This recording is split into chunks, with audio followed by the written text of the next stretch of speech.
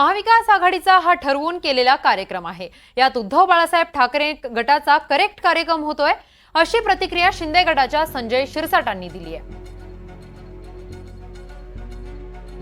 महाविकास आघाडीमध्ये हे पहिले ठरवून करायला कार्यक्रम आहे। हा करेक्ट कार्यक्रम हा उबाठा गटाचा होतोय। काँग्रेसच्या नेत्यांनी एक बोलायचं, मग शरद पवार साहेबांनी दुसरी भूमिका घ्यायची, नंतर पुन्हा त्या भूमिकेला समर्थन द्यायचं।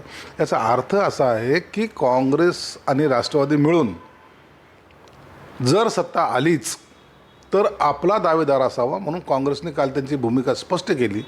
आम्ही मोठ्या भावाच्या भूमिकेत आहोत, मग जर सत्ता आलीच तर मुख्यमंत्रीपद आपल्याकडे असलं पाहिजे। याचा अर्थ स्पष्ट आहे।